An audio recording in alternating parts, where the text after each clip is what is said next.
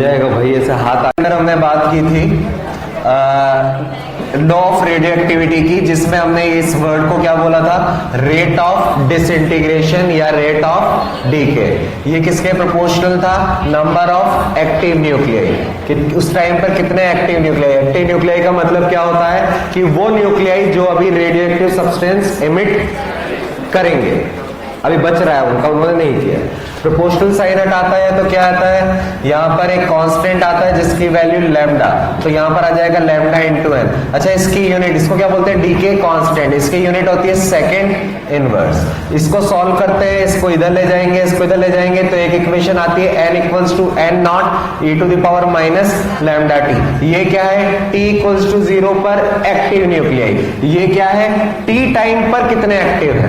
क्या ये एक्सपोनेंशियल है, और एक्सपोनेंशियल पे जो भी पावर होती है उसके आगे अगर माइनस है तो इसको हम क्या नाम देते हैं, एक्सपोनेंशियल डीके। क्योंकि नेगेटिव के कारण पता चल रहा है यार ये वाली वैल्यू कम हो रही है। अगर एक्सपोनेंशियल ई के आगे नेगेटिव है तो एक्सपोनेंशियल डीके, और अगर मान लो ऐसा होता जो कि पॉसिबल ही नहीं है, तो ई के आगे क्या साइन है ऊपर, पॉजिटिव, तो इसको बोलते हैं एक्सपोनेंशियल ग्रोथ। लेकिन यहाँ पॉसिबल ही नहीं है, टाइम के साथ तो ये वाली वैल्यू कम होती जाएगी, तो ये नहीं होगा। एक चीज हमने यहाँ पर ये वाली चीज देखी थी, एक्सपोनेंशियल डीके। अच्छा, इसको आगे हमने इसके बाद में बोला था, एक टाइम था जिसको हम टी हाफ, टी एच या फिर टी बोलते हैं। ये क्या होता है, ये वो टाइम है जहां पर नंबर ऑफ एक्टिव न्यूक्लियाई यानी कि एन क्या इनिशियल एक्टिव न्यूक्लियाई है, एन क्या इनिशियल एक्टिव न्यूक्लियाई है, ये क्या है, ये किसी भी टाइम पर एक्टिव न्यूक्लियाई है। किसी भी टाइम पर एक्टिव न्यूक्लियाई जो इनिशियल एक्टिव न्यूक्लियाई थे मैक्सिमम उसका आधा हो जाए तो वो टाइम टी हाफ कहलाता है। अच्छा, ये जो टाइम आया था टी एच या फिर टी हाफ, इसकी वैल्यू आई थी हमारे पास में ln2 अपॉन लैम्डा। क्या इसकी यूनिट टाइम सेकंड में होना चाहिए। अच्छा, ln2 की यूनिट होती नहीं है, इसकी यूनिट सेकंड इनवर्स ऊपर जाएगा, सेकंड बन जाएगा। यही चीज कैपेसिटर में क्या होता है, ln2RC। यहां पर ये टाइम होता है, इसलिए टी हाफ वहां पर ऐसा आया था, क्योंकि ये टाइम होता है इसलिए ऊपर आ गया था। यहां पर लैम्डा सेकंड इनवर्स है इसलिए नीचे आया है। अच्छा, इसको ln2 की वैल्यू, ln मतलब लॉग बेस ई, लॉग बेस 10 नहीं होता, लॉग बेस ई होता है। अच्छा, इसकी वैल्यू क्या होती है, 0.693 अपॉन लैम्डा, या फिर इसको अप्रोक्सीमेशन में ये वैल्यू लिख देते हैं। हमने मीन टाइम के बारे में बोला तो नहीं था, मीन टाइम मतलब एवरेज लाइफ, हाफ लाइफ अलग है, मीन लाइफ अलग है, लेकिन उसके बारे में लिखा तो नहीं था, लेकिन कुछ बात जरूर की थी। ऐसा टाइम जिसमें चेंज 63% होता है, और वो 63 हो सकता है 0 से 63% चला जाए, या फिर मैक्सिमम से 63 का चेंज यानी कितना 37, वो डिपेंड करता है चैप्टर पे, चैप्टर का नाम क्या है। तो हमारा नेक्स्ट जो आज का है वो ही है एवरेज लाइफ या फिर मीन लाइफ। टी एवरेज होता है या फिर टी मीन, एम मतलब मीन। ये टी एवरेज क्या होता है,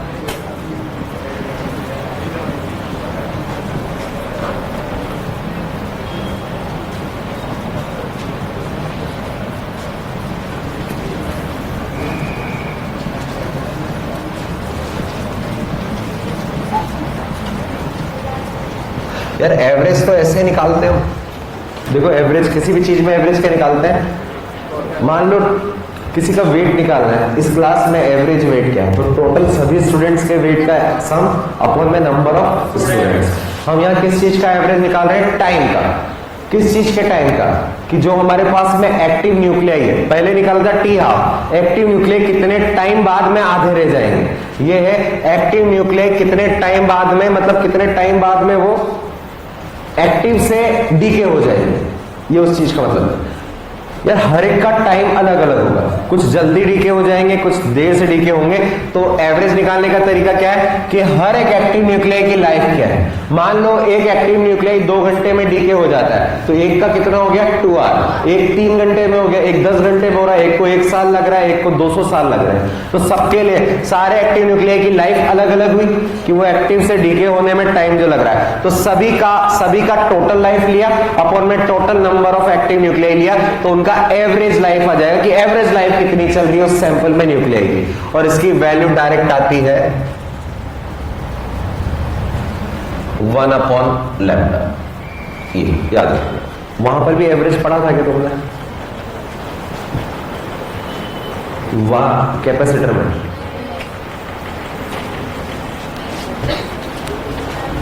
ये होता है average life, R/C, mean life. आप पढ़ लिया था।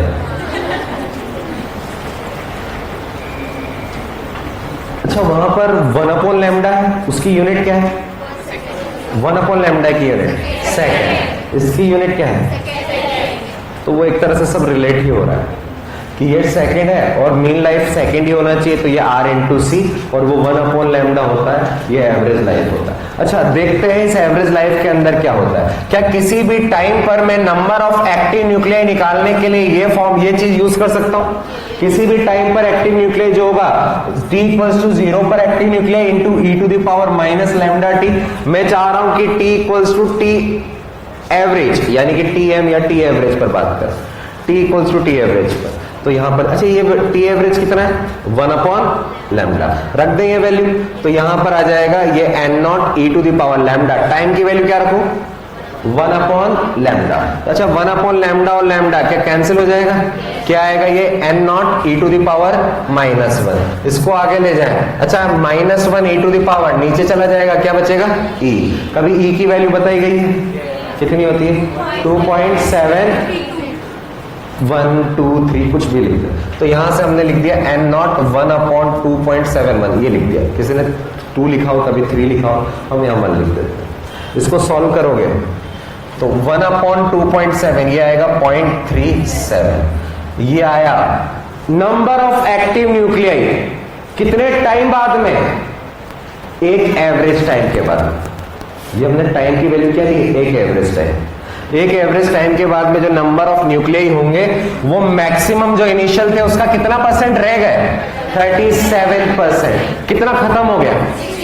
ये तो हमने पहले बताया कि 63% का चेंज आएगा, क्योंकि स्टार्टिंग में मैक्सिमम थे तो 63% कम होंगे तो बचेगा 37%। तो यहां से पता चल गया n जो आ जाएगा वो 37% of n0 after 1 mean life. एक मीन लाइफ के बाद में इतना आने वाला है। चलो इस चीज को थोड़ा सा समराइज कर देते हैं हम। अच्छा, रिलेशन भी देख लेते हैं, स्पेशल पॉइंट, सब कुछ चीजें जो भी पढ़ा है। अच्छा, एक हाफ लाइफ में एक हाफ लाइफ में जो n0 था वो कितना बन जाएगा? इनिशियल n0 था, एक हाफ लाइफ में कितना बन जाएगा? आधा। कितना हो जाएगा? कितना चेंज हुआ? 50%। इनिशियल जो था वो हाफ हो जाएगा। अच्छा, एक मीन लाइफ में जो n0 था कितना चेंज आएगा? ये 50% चेंज। इसमें कितना चेंज आने वाला है? 63% चेंज, और 63% चेंज यानी कितना बचेगा? 37% ऑफ n0। किसमें ज्यादा चेंज आ रहा है? एवरेज। कौन सा टाइम बड़ा होगा? किसमें बड़ा चेंज आ रहा है? सोचो तो सही। मान लो पहले 1 लाख एक्टिव न्यूक्लियाई थे, एक हाफ टाइम बाद में कितने बचेंगे? 50,000। एक मीन लाइफ में क्या चेंज आने वाला है? 63%। पहले 1 लाख था, 63% यानी कि 63,000 खत्म। बचेंगे कितने? हाफ लाइफ के बाद में कितने बचे थे? 50। इधर कितने बचे? 37। कहां ज्यादा खत्म हुए? एवरेज। तो टाइम किस में ज्यादा लगेगा? तो एवरेज टाइम ज्यादा होता है, अभी प्रूव भी करेंगे। तो यहां से पता चल गया, तो ये टी एवरेज जो है वो ग्रेटर देन टी हाफ। ये वहां पर भी आता है, कैपेसिटर में भी यही रिलेशन निकलता है। अच्छा, क्या मैं यहां पर लिख सकता हूं कि क्योंकि टी हाफ जो है वो ln2 अपॉन लैम्डा। अच्छा, क्या ये 1/λ है? और 1/λ क्या होता है? एवरेज। क्या टी हाफ जो है वो ln2 times of T average है? कौन बड़ा दिख रहा है? हाफ या एवरेज? ln2 कितना होता है? 0.693, 0.7। किसी भी वैल्यू में 1 से कम वैल्यू मल्टीप्लाई करेंगे तो जो आएगा वो छोटा ही तो आएगा। तो टी हाफ छोटा आना ही था, क्योंकि टी हाफ के अंदर तो 50% का ही चेंज हो रहा है, टी एवरेज में 63% का चेंज हो रहा है। तो जिसमें ज्यादा चेंज होगा ऑब्वियस सी बात है उसमें टाइम ज्यादा लगने वाला है। तो यार यहां पर ये कहां लगने वाला है, ये कैपेसिटर में लगेगा। ये रिलेशन जो आएगा वो इंडक्टर में, ये इलेक्ट्रोमैग्नेटिक इंडक्शन में लगेगा। ये मॉडर्न फिजिक्स में रेडियो एक्टिविटी में लगेगा। ये हम पढ़ेंगे एक्सरे, उसमें लगेगा। सेम रिलेशन आएगा। हर जगह टी हाफ वर्ड यूज होगा, हर जगह टी एवरेज वर्ड यूज होगा। बस टी हाफ में यहां पर वैल्यू टी एवरेज यहां पर 1/λ है, कैपेसिटर में R × C आ रहा है। बस ये चेंज हो जाता है। इंडक्टर में L/R आएगा। हर जगह अलग अलग L क्या होता है वो भी तुम्हें पता नहीं है, लेकिन आएगा। बस वो वैल्यूज हर चैप्टर में चेंज होती है कि हाफ क्या क्या आने वाला है, बाकी सेम सीक्वेंस चलते हैं। तो अगर हमसे बोला जाए कि क्या क्या होने वाला है, समराइज कर लिया हमने पॉइंट 1 और 2 में, इसको और टेबल के फॉर्म में बना लेते हैं। थर्ड पॉइंट, यहां पर टाइम लिख दो t = 0 पर। यहां पर नंबर ऑफ एक्टिव न्यूक्लियाई लिख देते हैं। यहां पर नंबर ऑफ डीकेड न्यूक्लियाई लिख देते हैं कि कितने डीके हो चुके हैं। चीज हो चुकी है पूरी, बस वो अब अच्छे से अंदर आ जाए बॉडी शरीर के अंदर कि भाई नींद में भी पूछ लिया जाए तो सॉल्व कर लें, इसलिए हम ये काम कर रहे हैं। अच्छा, आज हमने वो चीज रिपीट नहीं की। ये होता है n = n0 e⁻⁻ λt। ये क्या होता है? एक्टिव कितना हुआ t टाइम पर। एक हमने लास्ट क्लास में ये भी देखा था, कितने डीके हो गए। तो यार टोटल में से इसको माइनस कर दूंगा तो आएगा, तो वहां पर n0 कॉमन लेने के बाद ये आया था। अच्छा, क्या ये एक्सपोनेंशियल डीके है? क्या टाइम के साथ ये वाली वैल्यू कम होगी? ये कम होगी तो ये बढ़ेगी, और ये बढ़ेगी तो ये पूरा बढ़ेगा। जो डीके पहले 0 था वो धीरे धीरे बढ़ेगा। कहां तक बढ़ सकता है? n0 तक। जो पहले n0 एक्टिव न्यूक्लियाई थे 1 लाख, वो पूरे के पूरे एंड में डीके हो जाएंगे, लेकिन कितना टाइम लगेगा वो भी बता देंगे। तो हम यहां पर देखते हैं t = 0 पर एक्टिव न्यूक्लियाई कितने थे? n0। डीकेड कितने थे? अब स्टार्ट ही नहीं हुआ डीके होना। t = t हाफ पर ये एक्टिव न्यूक्लियाई कितने बचे? इनिशियल का हाफ। तो यार आधा इधर चला गया तो आधे डीके हो गए होंगे। t = t एवरेज पर कितना % बचेगा? अच्छा, कितना चेंज आएगा? 63। तो यहां से 63% चेंज। तो पहले था n0, अब कितना बचेगा? 0.37 ऑफ n0, यानी कि 37%। यहां पर अच्छा 37% बचा है, कहां गया? 63 डीके। कितना चेंज आएगा? 63% चेंज, और 63% चेंज यानी कि 0.63 ऑफ n0 ये आ गया। ये इस तरह से चीजें आ गई। लिखो इतना।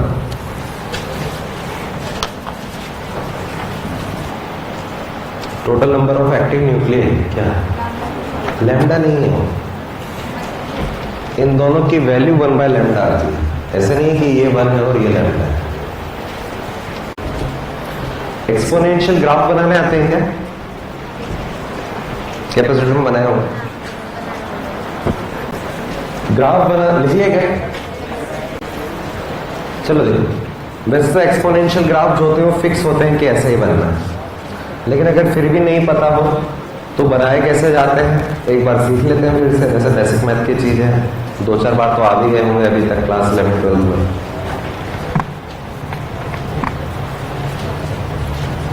जिन जिन के बीच में ग्राफ बनाना होता है उनके बीच में क्या पता होना चाहिए? रिलेशन। अच्छा, यहां पर मुझे किसके बीच में बनाना है? टाइम और एक्टिव न्यूक्लियाई, टाइम और डीकेड न्यूक्लियाई। कितने कि कितने टाइम के साथ में डीकेड के टाइम के साथ बढ़ने वाले हैं? मैक्सिमम कहां तक जाएंगे? n0 तक। क्या एक्टिव टाइम के साथ कम होने वाले हैं? कहां तक जाएंगे? 0 तक। 1 लाख पूरा 0 हो जाएगा, लेकिन कितना टाइम लगेगा वो देखते हैं। तो ग्राफ कैसे बनाना? अच्छा देखो, क्या रिलेशन में बीच में ई आ रहा है, यानी ग्राफ बनेगा एक्सपोनेंशियल। एक्सपोनेंशियल कर्व बनने वाला। कैसे बनेगा? सबसे पहले सॉल्व करने के लिए या t इक्वल्स टू 0 पर एक वैल्यू निकालो और एक t इक्वल्स टू इनफाइनाइट पर वैल्यू निकालो एक्सपोनेंशियल, पता चल जाएगा कैसे होगा। t इक्वल्स टू 0 तो क्या ये पूरी वैल्यू 0 और e to the power something 0 1, किसी की पावर 0 होती है तो 1, तो ये हो गया 1, तो n की वैल्यू कितनी है? n0। ये मुझे पता चल गया इनिशियल में वैल्यू है n0। तो ग्राफ जो आएगा ये है n और ये है टाइम, तो t इक्वल्स टू 0 पर कितना आने वाला है? n0। t equals to infinite पर यहां रख दिया इनफाइनाइट, ये कितना आएगा? Minus infinite e to the power minus infinite 0, तो ये पूरी वैल्यू आ जाएगी 0, 0 इंटू समथिंग 0, तो ये वैल्यू आएगी 0। यानी कि t की वैल्यू इनफाइनाइट टाइम पर, n की वैल्यू इनफाइनाइट, और एक्सपोनेंशियल ग्राफ बनते हैं ऐसे। ये हाइपरबोला या रेक्टेंगुलर हाइपरबोला नहीं है। डिफरेंस बता सकते हो दोनों में क्या है? टच नहीं होता है वहां पर, यहां पर ये टच नहीं होता। हाइपरबोला ऐसे इधर से दूर से जाता है। क्यों दूर से जाता है? चलो मान लो रेक्टेंगुलर हाइपरबोला, इसमें x और y में पावर 1 1 इनवर्स 1 1 क्या बनेगा? Rectangular hyperbola. अच्छा x की वैल्यू 0 रखो, 1/0 इनफाइनाइट, यानी कि x की वैल्यू, x इधर है मान लो, x की वैल्यू 0 पर कितना आएगा?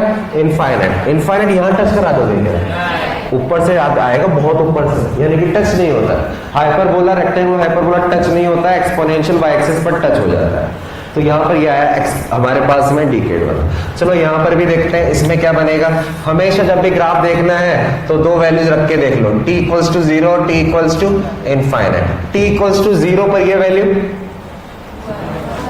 ये 0, किसी की भी पावर 0 1 1 माइनस 1 इंटू n नॉट, तो n डैश की वैल्यू 0, स्टार्टिंग में 0। तो यानी कि जो डिकेड वाला है वो t इक्वल्स टू 0 पर 0 है।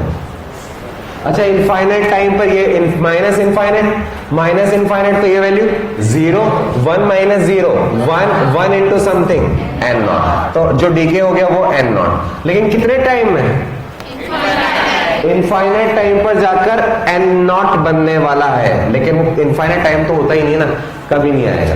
तो किसी ने मतलब यहां पर मिलेगा नहीं n नॉट पर, पैरेलल चलेगा, इनफा टच होगा। तो ग्राफ क्या ऐसे बनेगा? अगर किसी ने ऐसे बनाया तो क्रॉस करना चाहिए, तो ये तो n नॉट से भी ऊपर चला गया, तो ऐसे नहीं बनेगा। तो इस तरह से बनेगा कि यार यहां से तो स्टार्ट करना है और ये इस तरह से देख लो, t की वैल्यू इनफाइनाइट जाएगी तब जाकर टच होगा n नॉट। तो ये धीरे धीरे बढ़ रहा है तो डिकेड वाला है, वो धीरे धीरे कम हो रहा है तो वो एक्टिव वाला है। इन दोनों को कंबाइंड फॉर्म में अगर मैं लिखूं, यहां पर n भी लिख दिया, n डैश भी लिख दिया, और ये टाइम। तो स्टार्टिंग में एक्टिव वाला तो स्टार्टिंग में ज्यादा था, ये n नॉट कंबाइन कर रहे हैं, तो ये तो एक्सपोनेंशियल डीके। और जो n डैश है पहले क्या था? 0, और ये बढ़ेगा इस तरह से। क्या ये वाला जो पॉइंट आया, अच्छा y एक्सिस पर क्या है? n भी है और n डैश भी है, एक्टिव भी है और डीके भी है। क्या ये जो पॉइंट हमने बीच में बताया है वहां पर n और n डैश इक्वल आ गए क्या? ये वो टाइम है जहां पर ये दोनों n और n डैश इक्वल। कोई ऐसी वैल्यू बताओ जहां n और n डैश इक्वल हो सकते हैं? t हाफ पर 50, बाकी और कोई वैल्यू पॉसिबल नहीं है। यानी कि जो टाइम है वो th है, और यहां पर ये आएगा n नॉट बाय 2। अच्छा बता सकते हैं क्या t हाफ बड़ा होता है या एवरेज? यानी कि अगर ये t हाफ है तो एवरेज थोड़ा सा आगे आएगा बड़ा, तो ये t एवरेज। और t एवरेज पर ये वाली जो वैल्यू आएगी, ये कौन से वाली की? एक्टिव की। एक्टिव में कितना चेंज होता है? 63, तो आएगा कितना? 0.37 n नॉट। अच्छा इसी टाइम पर ये डिकेड वाला ग्राफ है जो बढ़ रहा है, ये कितना आएगा? 0.3, ये 0.63 n नॉट। ये दोनों को कंबाइन कर देते हैं कि वो पॉइंट जहां पर मिले वहां लगभग दोनों बराबर है, तभी तो मिले, दोनों नंबर बराबर हो तो हाफ टाइम पर होता है। तो ये हमारे पास में कुछ नई चीज और आ गई ग्राफ। ये ग्राफ भी जितने चैप्टर्स के मैंने नाम लिए हैं, चारों जगह ये ग्राफ बनते हैं। Capacitor, inductor, modern physics, X ray, सब में ये ग्राफ बनता है। जहां जहां एवरेज हाफ आ जाता है वहां पर ये ग्राफ बनते हैं। चलो कुछ स्पेशल वापस से नोट के अंदर लिखते हैं। क्वेश्चन टफ क्वेश्चन हो चाहे इजी क्वेश्चन हो, इससे आराम से सॉल्व होगा जो हम बताने जा रहे हैं, क्योंकि अब इसके बाद में क्वेश्चन स्टार्ट करने वाले हैं थोड़ी देर में। एक टर्म आती है एक्टिव फ्रैक्शन। अच्छा, फ्रैक्शन जो होता है वो यूनिटलेस डायमेंशनलेस? एक्टिव फ्रैक्शन का मतलब क्या है? इसको शॉर्ट फॉर्म में लिखते हैं हम ए एफ। क्या जो टोटल स्टार्टिंग में जितने भी एक्टिव थे उसमें से कितने एक्टिव बचे? It is A F. मान लो पहले 100 थे, 100 में से 40 बचे, तो 40/100.4 इज एक्टिव फ्रैक्शन। फ्रैक्शन पर लेस देन 1 ही होगा। अच्छा, 1 हो गया यानी कि पूरा ही खत्म, पूरा ही हो गया। एक होता है डिकेड फ्रैक्शन, इसको शॉर्ट फॉर्म में बोलते हैं। क्वेश्चन सॉल्व करने का तरीका है। अच्छा, वर्बली कुछ क्वेश्चन सॉल्व होते हैं यहाँ इस चैप्टर में, वर्बली कुछ सॉल्व होते हैं, लेकिन वो 100 में से 10 ही है। लेकिन 90 क्वेश्चंस के लिए हमें ये टेक्निक लगानी पड़ेगी। इस टेक्निक से सारे क्वेश्चन सॉल्व होते हैं, तो थोड़ा सा ध्यान रखना, वरना इजी चैप्टर भी टफ बन जाता है। अगर तुम वो जो नॉर्मल डेटा देते हैं कि हाफ लाइफ पहले 100 थे तो 50 हो जाएंगे, 50 से फिर 25 हो जाएंगे, फिर 12.5, फिर 6.25, ऐसे करते रहते हैं। हाँ, उससे कुछ क्वेश्चन जो कराए जाएंगे क्लास में वो हो जाएंगे, लेकिन सब नहीं होंगे, क्योंकि सारे क्वेश्चन में ऐसे आधे आधे होने वाला टाइम नहीं होता है। कुछ में उटपटांग वैल्यूज होती है और वो सॉल्व नहीं होती है। डिकेड फ्रैक्शन, क्या जो भी पहले एक्टिव थे उसमें से कितने डिकेड हो गए? एक्टिव जो थे उसमें से कितने डीके हो गए? It's decay fraction. अच्छा, ये फ्रैक्शन है। प्रोबेबिलिटी का भी नाम सुना है? एप्टीट्यूड वगैरह में आता है। प्रोबेबिलिटी क्या होती है? होने के चांसेस। क्या वो फ्रैक्शन ही होता है कि 100 में 52 कार्ड्स में से ब्लैक कलर आने के कितने चांसेस हैं? तो ब्लैक कलर के नंबर अपॉन 52। यार ये वही तो चीज है। तो इस चीज को, डिकेड फ्रैक्शन को एक और नाम बोला जाता है डीके प्रोबेबिलिटी। ये एक्टिव प्रोबेबिलिटी हो सकता है एम्स में आए हुए क्वेश्चन है डीके प्रोबेबिलिटी बताओ, तो डीके प्रोबेबिलिटी मतलब जितने एक्टिव थे उसमें से कितने डीके हो गए। एक तरह से रेशियो ही है, फ्रैक्शन ही है। क्या मैं डीएफ को ऐसे लिख सकता हूं क्या? मान लो ये 0.4 है, 140। अगर ये 100 है, ये 40 है, तो ये कितना होगा? 60/100, 0.6, 0.4, 0.6 सम। अरे फ्रैक्शन मैक्सिमम वैल्यू तो 1 होती है ना, तो डीएफ को 1 माइनस एफ नहीं लिख सकता? ये 0.4, ये 1, तो 1 माइनस 0.4, 0.6। ये तो बेसिक मैथ है ना, कुछ स्पेशल नहीं पढ़ रहे हैं। ये तो एएफ और डीएफ के बारे में बात होगी। थोड़ा सा और आगे बढ़ते हैं, लास्ट जिस पर हम सारा काम कर सकते हैं, थर्ड पॉइंट क्वेश्चन से पहले ध्यान से सुनना। मान लीजिए पहले एक्टिव न्यूक्लियाई है N0, फॉर्मूला बना रहे हैं हम सॉल्व करने के लिए। एक्टिव न्यूक्लियाई है N0, टाइम जो लग रहा है मान लो वो एक टाइम लगा मैंने T½ अब एक्टिव कितने बचेंगे? N0/2। मैंने अब टाइम लिया, टाइम जो है वो टोटल टाइम, अच्छा ये T=0 है, अब टाइम की वैल्यू 2 हाफ टाइम हो गए। मतलब ये दो हाफ टाइम यहां से हुए या फिर यहां से हुए? स्टार्टिंग से T=0, मान लो हाफ टाइम है 2 घंटे, 2 आवर्स, तो यहां पर 2 आवर्स में ये हो गया 4 आवर्स, मतलब 2 हाफ टाइम। तो यहां 2 घंटे हुए तो यहां भी 2 घंटे लगे, तो टोटल 4, तो 2 हाफ, तो यहां पर ये कितना आएगा? N0/4, इसका भी आधा। अच्छा, क्या मैं इसको ऐसे लिख सकता हूं क्या? N0 2 अच्छा, एक हाफ लाइफ और ले लो, चलो 3 ले लेते हैं, तो क्या इसका भी आधा? N0/8। क्या इसको लिख सकता हूं? N0 2 छोड़ो यार, N हाफ टाइम ले लो, क्या बनेगा? Active 2n। 3 हाफ लाइफ तो ये 3, N तो N, 2 तो 2, 1 हाफ लाइफ तो 2 तो हमारे पास में पता चल गया N after N half life N = N0 2n। अच्छा, ये N क्या है? नंबर ऑफ हाफ लाइफ की कितनी हाफ लाइफ है, ये कैसे निकालोगे? टोटल टाइम मान लो 10 घंटे है और मुझसे बोला जा रहा है और हाफ लाइफ है 2, तो 10 घंटे 2 कितनी हाफ लाइफ आएगी? 5। ऐसे तो होगा। मेरे से बोला जा रहा है किसी ऑब्जेक्ट की हाफ लाइफ है 40 घंटे, तो 120 घंटों के बाद में क्या होगा? तो 40 40 40 कितनी हाफ लाइफ आई? 3। तो n की वैल्यू आ जाएगी 3। हाफ लाइफ दिया है तो 2 टू द पावर 3 आ जाएगा नीचे डिवाइड। सेम चीज मीन लाइफ के लिए भी निकालते हैं, सेम चीज मीन लाइफ के लिए भी निकालते हैं।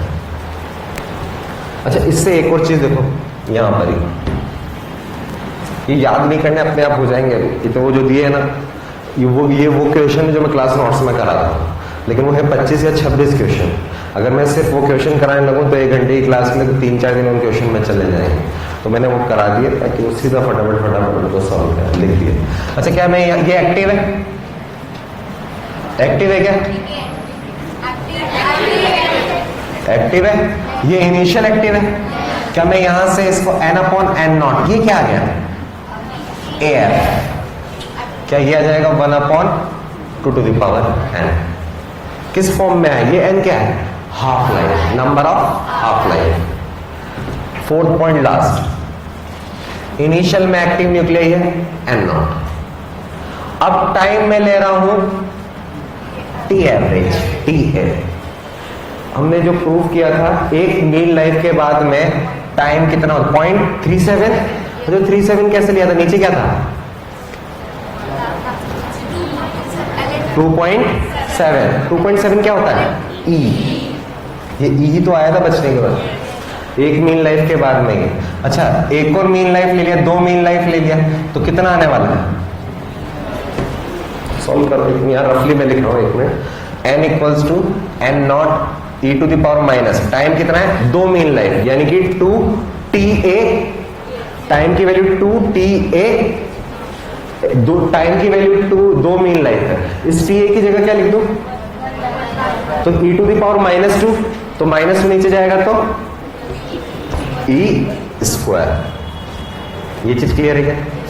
अच्छा, n मीन लाइफ, ये n क्या है? नंबर ऑफ मीन लाइफ या एवरेज लाइफ। इसकी वैल्यू कैसे निकालूंगा? टोटल टाइम अपॉन में मीन लाइफ। मान लो 10 घंटे टोटल टाइम दिया हुआ और मीन लाइफ है 5 मीन लाइफ।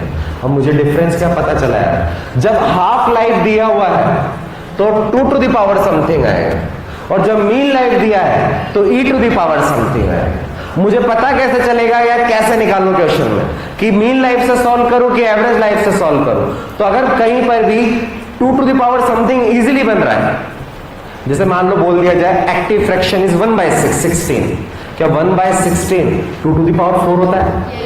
यानी कि 2 की पावर 4 से कंपेयर किया हाफ लाइफ से सॉल्व कर। और अगर नहीं बन रहा है तो फिर मीन लाइफ। अगर हाफ लाइफ दिया है तो हमें पता चली जाएगा हाफ लाइफ से करो, मीन लाइफ दिया है तो पता चली जाएगा मीन लाइफ से करो। लेकिन अगर नहीं दिया है कि मीन लाइफ से 3rd से सॉल्व करूं या 4 से सॉल्व करूं, तो वहां पर देखना वो वैल्यू जो दी हुई होगी वो 2 टू द पावर समथिंग के फॉर्म में है क्या। जैसे बोला जाए कितने टाइम बाद में फ्रैक्शन इनिशियल का 1/128 बन जाएगा, 128 2 टू द पावर 8।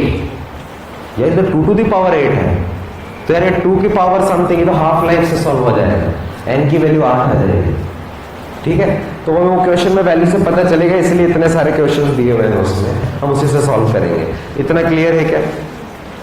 लिखो। वो एक्स्ट्रा बचे हैं क्या? डिस्ट्रीब्यूट किए जो देखिए, एक चाहिए बस। नहीं, तुम्हें काम तो एक्स्ट्रा है, बड़ा पाओ।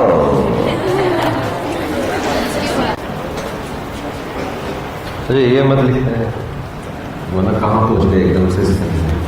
लिख दिया होगा, मुझे पूरा भरोसा है, कुछ तो छाप दिया होगा।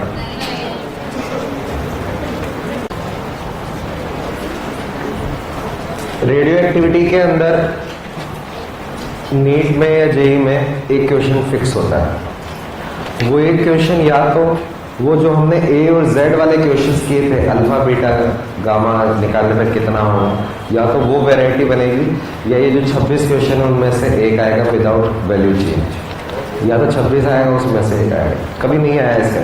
ये जो थर्ड क्वेश्चन है मैं पिछले 3 साल से करा रहा हूँ, ये पिछले साल आया भी था, इस साल भी इसमें से एक आया था, वैल्यूज चेंज कर लेना। इसलिए एक ही वैरायटी पर हमने 26 डाल रखे हैं इसमें नोट्स के क्वेश्चन, लेकिन उसमें फिर कराने में बहुत टाइम लगता है, इसलिए क्वेश्चन तुम बाद में लिखते रहना जगह छोड़ के, हम तो बस डिस्कस करते जाएंगे।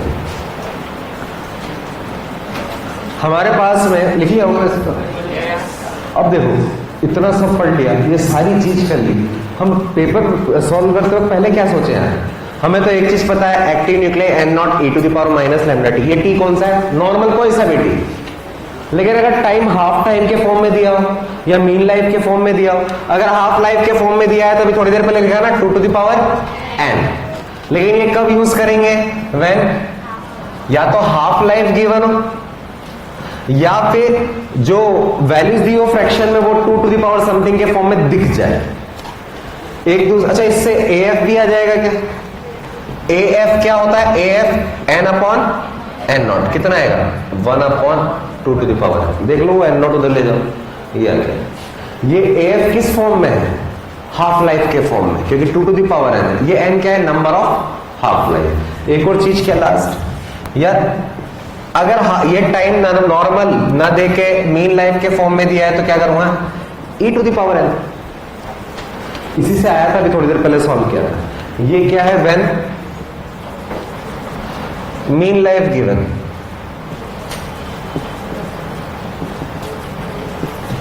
यहां से AF क्या आएगा, n अपॉन n नॉट, कितना आएगा। अच्छा AF अगर इतना आया तो DF कितना आएगा, 1 minus 1 upon 2 to the power n। इस फॉर्म में लिखना है DF 1 minus 1 upon e to the power n। कोशिश करें AF से सॉल्व करें, DF दिया हुआ है तो कुछ वैल्यूज, जैसे मैंने एक बार बताया था कि AC जब पढ़ोगे अभी 1-2 चैप्टर के बाद में तो, कि उसमें एक चीज वैल्यूज काम आती है, 1 अपॉन रूट टू की वैल्यू क्या होती है 0.707।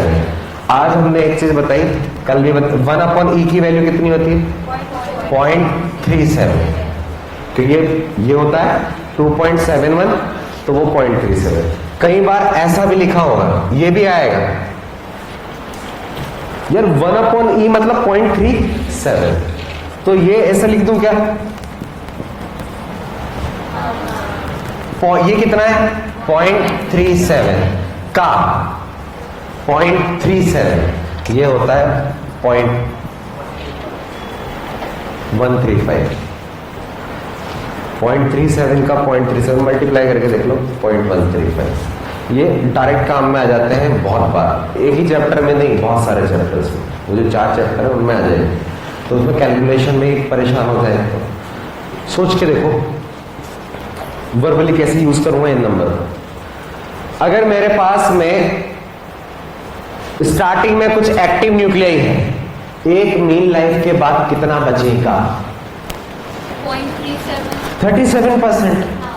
अरे यार एक मीन लाइफ के बाद में 37 बचेगा, चेंज कितना होता है 63, तो बचा 0.37, यहां खड़ा हो गया। 2 मीन लाइफ के बाद यानी कि नीचे क्या आएगा, 2 मीन लाइफ मतलब n की वैल्यू 2, मीन लाइफ यानी कि e to the power 2, half life होता तो 2 टू द पावर 2, लेकिन मीन लाइफ है तो e to the power 2। 2 mean life के बाद में तो e स्क्वायर होगा और 1 अपॉन e स्क्वायर इज 0.135, यानी कि 13.5% बचा। 0.135 मतलब परसेंट में 13.5, लगभग 86.5 खत्म।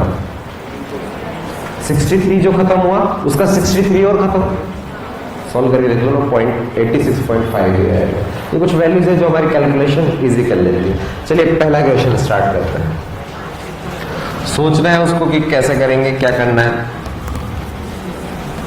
क्वेश्चन जो है वो यहाँ के लिए नहीं, ये तो गायब हो जाएगा 4 दिन बाद में, तुम्हें घर पे ना मिलेंगे।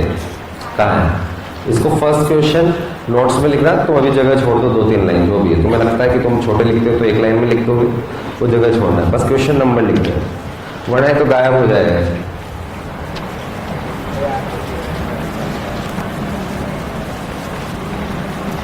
मैं स्टार्टिंग ही थोड़े अच्छे क्वेश्चन से कर रहा हूं। इजी क्वेश्चन कराया जाता है, लेकिन अच्छे क्वेश्चन थोड़ा सा दिमाग खोलने के लिए।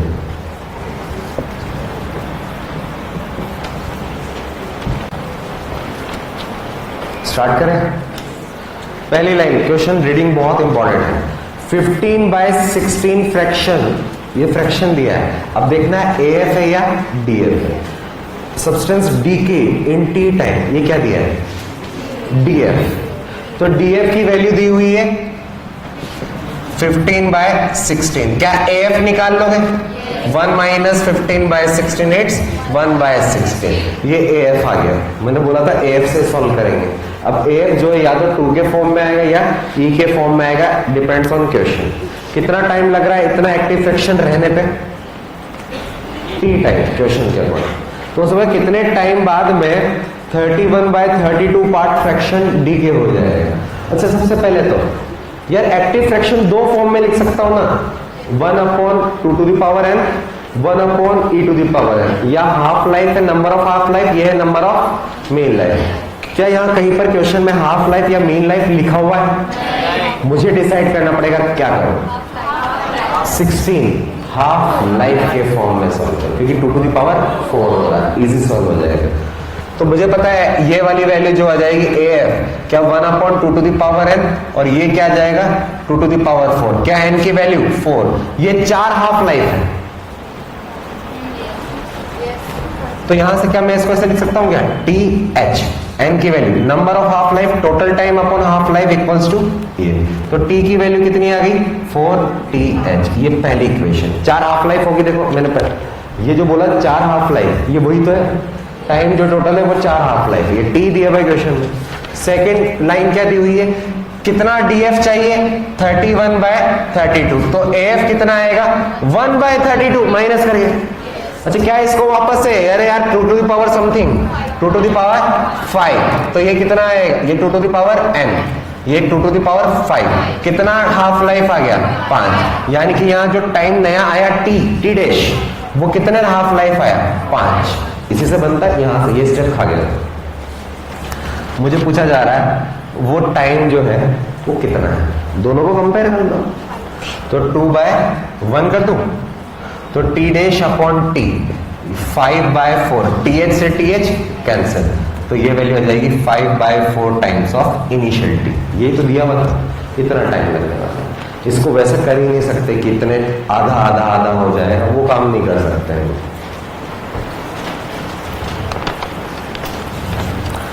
अगला करके देखो खुद, सेम है।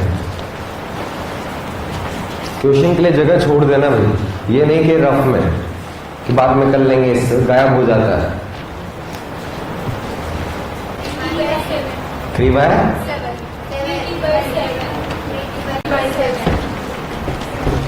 चलो देखो भाई, सेकेंड क्वेश्चन में बोला जा रहा है डीके फ्रैक्शन लग रहा है, डीके लिखा हुआ है। तो DF कितना है? 127/128। तो एक्टिव कितना आ जाएगा? 1 - 127/128, इट्स 1/128। 32 5 64 6 7 आने वाला है। तो क्या मैं इसको 1/2n हाफ लाइफ के फॉर्म में क्यों लिखूं? ये 2 लिख दिया मैंने, हाफ लाइफ के फॉर्म में लिखा। ये लिखता तो मीन लाइफ के, क्यों लिख रहा हूं? क्योंकि यार ये 2 समथिंग है। तो ये कितना आ जाएगा? 2⁷। तो n की ये क्या है? 7 हाफ लाइफ, यानी कि टोटल टाइम कितना दिया हुआ है? T कितना हाफ लाइफ है? 7। ये पहली इक्वेशन। बोला जा रहा है कि DF 7/8 होने में, DF 7/8 यानी कि AF 1/8, यानी कि 2n 1/8 को 2⁵, n की वैल्यू 3, यानी कि जो नया टाइम है वो कितने हाफ लाइफ है? 3। दो इक्वेशन, दोनों को कंपेयर कर दें 1/2। तो T dash upon T 3/7, T half cancel, तो 3/7 T। बहुत अच्छे क्वेश्चन। नेक्स्ट देखें।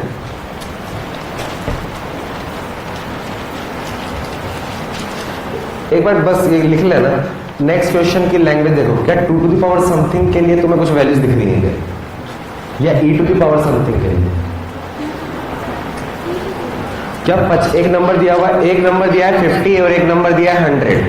क्या 2 समथिंग लगेगा क्या 50 और 100 में? लेकिन इस बार क्वेश्चन में टी हाफ दिया है, तो अपने आप वो 2 टू द पावर ही करना पड़ेगा।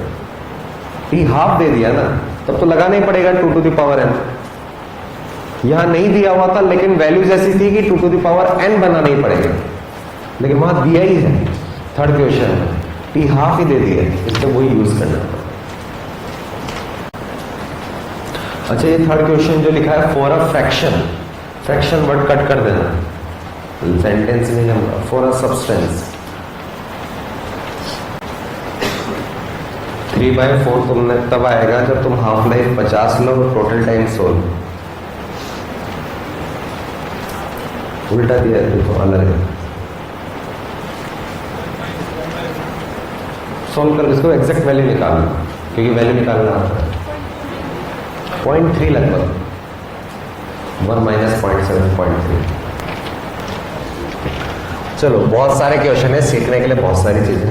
अच्छा, टी हाफ, थर्ड क्वेश्चन में टी हाफ कितना दिया है? 100, और पूछा जा रहा है इतने टाइम बाद में कितना फ्रैक्शन डी। पूछा क्या है? डीएफ, लेकिन पहले निकलेगा क्या? एएफ। अच्छा, टाइम टोटल दिया हुआ है कितना? 50 डेज। क्या मैं नंबर ऑफ हाफ डेज निकाल लूं? 2 आएगा क्या?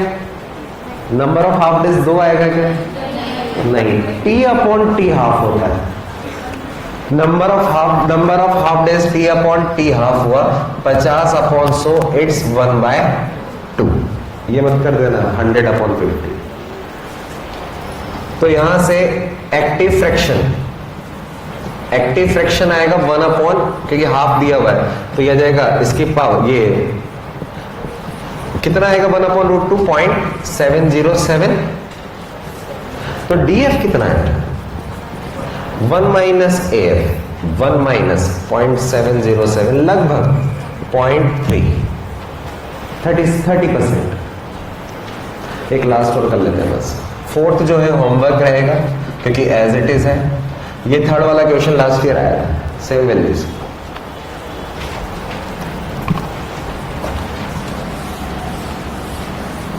फिफ्थ वाला देख लो वैसे,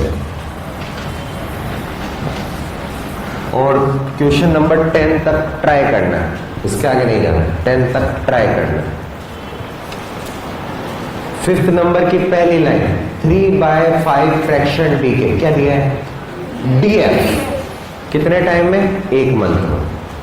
मतलब जो टी दिया होता है ना पहले क्वेश्चन में, सेकंड में टी, वो अब 1 मंथ दे दिया है। How much fraction will decay in 2 month? यार ना, अब कैसे करें इसको? वो तो पहले वाले में तो डीएफ कितना दिया हुआ है? 3/5। तो एएफ निकाल लोगे क्या? 2/5। ठीक है, क्या इसको 1 क्या लिखो? अब ये 2 की पावर फॉर्म, 2 की पावर में लिखूं या ई की पावर में लिखूं? कुछ नहीं दिया है ना, ये 2 की पावर समथिंग कुछ बनेगा? नहीं बनेगा ना। अभी तक तो यहाँ पर 16 आ रहा था, 128 आ रहा था, तो बन रहा था। अब किसी से भी करो, सॉल्व हो जाएगा। क्यों? टाइम ही ऐसा दिया है। तो तुम बताओ, 2 लो या ई लो? दोनों में से सबसे सॉल्व होगा 2 ले लेते हैं। तो ये 2 टू द पावर n ये होता है। क्या लिखूंगा? 2/5। ये क्या है? Number of half life. क्या ये जो n होता है वो t अपॉन टी हाफ होता है? तो यहां से n की वैल्यू, टाइम कितना दिया हुआ है? 1, और ये t हाफ, ये लिख दूंगा इसकी वैल्यू, ये आ जाएगा 1/t हाफ। पहली इक्वेशन। दूसरे क्वेश्चन में बोला, इसी में बोला जा रहा है डीएफ कितना डीके फ्रैक्शन हो जाए, कितना डीके फ्रैक्शन होगा मुझे नहीं पता है। तो डीके फ्रैक्शन, पहले एक्टिव फ्रैक्शन निकाल लो। एक्टिव फ्रैक्शन कैसे निकालते हैं? 1/2 टू द पावर n। जब यहां 2 का वाला लिया है तो यहां भी ये ले, लेकिन इस बार टाइम कितना है? ये 2 की, ये क्या मैं इस पूरे को, या पावर पे पावर होती है तो ही मल्टीप्लाई होती है सर, ऐसे कर सकता हूँ इसको? पावर पे पावर, तो ये 2/समथिंग आ गया। क्या ये पूरी वैल्यू पता है कितनी? 2/5। 5 का होल स्क्वायर। तो ये कितना जाएगा 4/25। ये क्या है AF। तो DF कितना आएगा 21/25। ये समझ में आएगा क्या किया है हमने पहले DF से AF की आदत डाला। अब यार यहाँ ना हाफ टाइम दिया है ना मीन टाइम दिया है, ना पता चल रहा है कि हाफ टाइम लगाऊं या नहीं, क्योंकि 2 की पावर समथिंग में नहीं है। लेकिन टाइम जो दिया हुआ वो 1 मंथ और 2 मंथ दिया है, यानी कि वो एक दूसरे से इंटीजर मल्टीपल है। 1 into 2, अच्छा 1 और 4 दिया होता है, 2 और 4 दिया होता है, इंटीजर मल्टीपल है। तो मैंने एक n की वैल्यू ये टोटल टाइम अपॉन हाफ, दूसरे वाले में टोटल टाइम अपॉन हाफ, ये n आ गया। ये 2 को बाहर ले गए हम स्क्वायर में,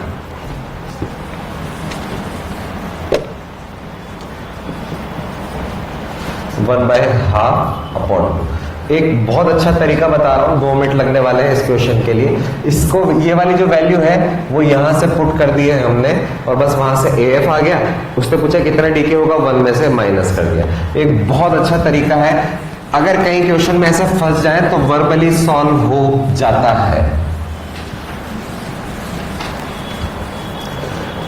पहले क्वेश्चन में, इस वाले क्वेश्चन में DF कितना है 3/5, तो AF कितना आएगा 2/5। फ्रैक्शन है ना, इसका मतलब क्या है, अगर इनिशियल 1 है तो 1 मंथ में 2/5 बचेगा एक्टिव। अगर पहले 1 है तो 2/5 पार्ट एक्टिव है, तो अगले 1 मंथ में तो हो गया टोटल 2 मंथ। ये जो है ना, ये एक्टिव फ्रैक्शन, ये है एक्टिव फ्रैक्शन, इसका इतना, तो इस वाले का भी इतना। ये कितना आया 4/25। अगले 1 मंथ में इसका 2/5, फिर अगले और में, क्योंकि एक्टिव फ्रैक्शन का मतलब क्या है, तुम यहां देखो ना यार, ये 2 जो है वो बाहर ले जाएंगे तो बस वो मल्टीप्लाई ही तो हो गया वापस से। वो हर एक में पहले 1 था तो 1 मंथ में अगर इतना हो रहा है तो अगले मंथ में इसका 2/5 एक्टिव बचेगा, अगले 1 मंथ में उसका भी 2/5 एक्टिव बचेगा। तो ये आया AF। तो DF कितना आ जाएगा 1 - 4/5 25, इट इज 21/25। इस तरह से